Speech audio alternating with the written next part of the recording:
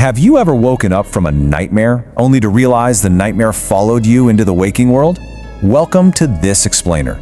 Today, we're diving into a story where the boundary between our reality and the terrifying unknown just completely shatters. It's a masterful study in suspense, grief, and the deep psychology of fear. Let's get right into it. Meet Elias Ward. Now, Elias, he is a total skeptic. He doesn't believe in ghosts, destiny, none of that.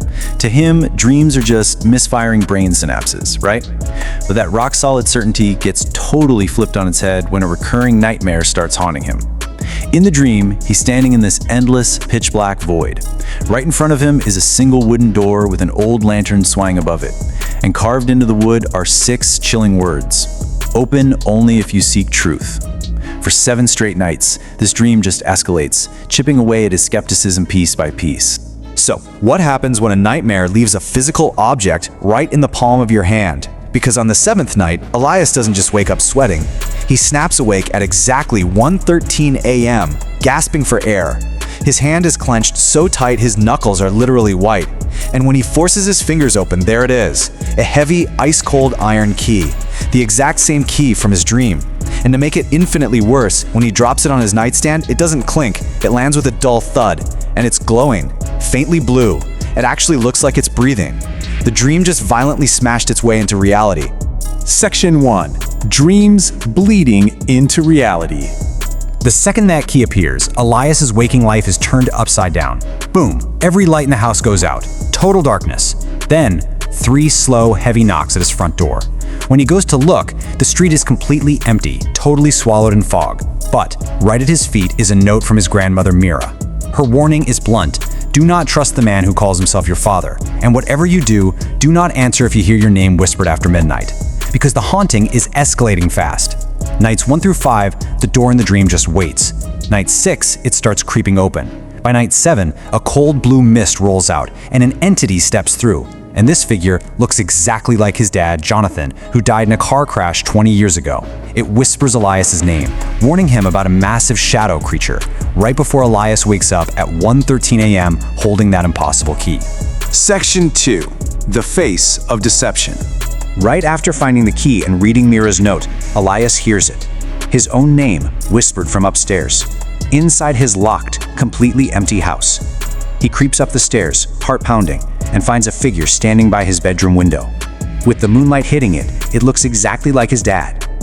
But here is where the line between a comforting memory and a deadly threat completely shatters. There is a terrifying contrast here.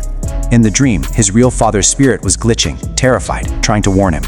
But this thing in the bedroom, it's completely solid. It slowly turns around and its eyes are pitch black. No whites, no pupils. It just smiles this horrific smile, demands the iron key, and whispers that it was the one who opened the door in his dream.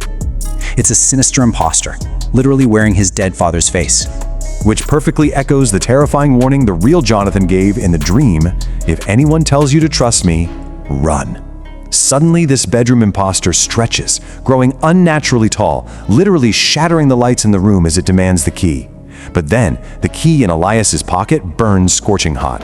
It flashes from blue to a blinding, brilliant white light that physically forces the monster back. And at that exact second, the old, disconnected landline phone rings.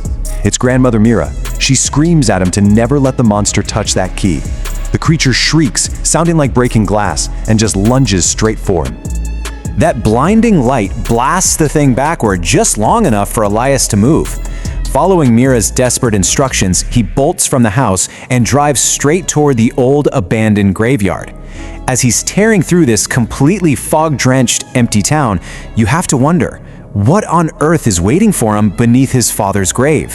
The physical world has completely surrendered to the supernatural. Section 3. The Keeper and the Grave. When Elias gets to the cemetery, the rusted gates are being guarded by this mysterious old man known as the Keeper. He's in a long black coat, white beard, and get this, he has one bright blue eye and one completely silver eye. The Keeper leads Elias right to Jonathan's grave, but it hasn't been dug up. The earth has just magically parted. And there's no coffin down there. Instead, it's an ancient black stone staircase spiraling deep into the ground. Elias heads down into this massive underground chamber lit by thousands of floating candles. and towering 30 feet high in the center is the door from his dreams. But the inscription has changed. It used to say open only if you seek truth. Now it reads, every truth demands a sacrifice. The keeper tells him the door only shows you what you're ready to see. And Elias is finally ready to see the terrifying truth of his own past. Section 4.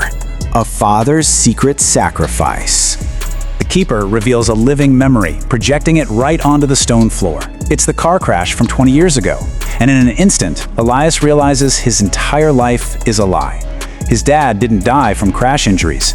Here is what actually happened. Step 1, that magical wooden door appeared on the road, and Jonathan tackled his 8-year-old son out of the way just before Elias could open it. Step 2, a bleeding Jonathan presses that iron key into his little boy's hand. And step 3, this towering shadow emerges, and Jonathan freely walks inside the door alone, slamming it shut behind him. He didn't die in an accident. He sacrificed his own soul to act as an eternal prison for a monster, all so Elias could have a normal life. But back in the present, that 20-year-old prison is breaking down. The iron key physically launches itself out of Elias's hand and flies into the ancient lock. It clicks completely on its own. Blue light starts pouring through the cracking wood. The door swings wide open. At first, Elias is hit with this breathtaking illusion, a gorgeous golden meadow where his healthy dad is standing, waiting for him. They hug. It's beautiful. But then Jonathan whispers an apology. He says, "I never imprisoned it. I became its prison." And just like that, the illusion violently shatters like glass, leaving them standing in a decaying, terrifying wasteland. This brings us to the ultimate, impossible choice. The horrifying reality is that the monster isn't locked behind a door, it's trapped inside Jonathan himself. And after 2 decades of torture, his soul is giving out. The monster, speaking with literally thousands of overlapping voices, invokes this ancient rule: one soul enters, one soul leaves. Talk about a devastating psychological trap. Elias has to make a lose-lose decision right there on the spot. Either let his father continue suffering in eternal agony to keep the beast contained, or sacrifice himself, take his dad's place, and step into the dark forever. Section 5. Letting go of fear. Elias is totally frozen. I mean, how do you make that choice? But out of nowhere, a third voice echoes through the cavern. Grandmother Mira steps right out of the shadows, leaning on a wooden staff. She has shown up to end this cycle once and for all. She drops a massive truth bomb, telling Elias, the final test is whether you'll keep feeding fear or let it go. She explains that this giant door was never a literal cage for evil. It's a test of the human soul. This monster doesn't even have a physical body. It only exists because it feeds on fear, guilt, and willing human sacrifices. Both Elias and his dad were completely manipulated into believing it needed a cage. Suddenly, everything clicks. The iron key was never a weapon, and it wasn't a curse. It was a choice. Elias closes his eyes, takes a deep breath, and finally just lets go. He releases all the crushing fear, the survivor's guilt, the 20 years of trauma. In that exact second, the icy blue key bursts into a brilliant, glowing golden light. Starved of the fear it needs to survive, the shadow creature unleashes an agonizing scream and literally shatters into thousands of pieces right in front of them. By conquering his own inner demons, Elias completely destroyed the external monster. And the aftermath is just incredibly beautiful and cathartic. With the monster gone, that massive 30-foot door just dissolves into pure light. The prison is gone. Jonathan looks at his son, smiles, and tells him how proud he is. Then, his soul transforms into these beautiful golden lights that drift up into the air, finally at peace. The underground chamber safely collapses around them, and just like that, a 20-year nightmare is finally over. Fast forward a few months, and the world has actually returned to normal. Elias visits the quiet graveyard, standing in front of his dad's resting place. But this time, the inscription has changed to reflect what really happened. It simply reads, "Love is stronger than fear." A warm breeze sweeps past, and Elias hears his dad's voice one last time, reminding him that he's proud. Elias finally turns and walks away. He isn't looking back at the past anymore. He's looking straight ahead into tomorrow. It is such a breathtaking, cinematic journey, right? It takes a terrifying haunting and turns it into this profound masterclass on how we process trauma. Which leaves us with a pretty powerful question to reflect on today. After hearing Elias' story, what locked doors of fear and guilt are you still feeding in your own life? Thank you so much for joining me for this explainer.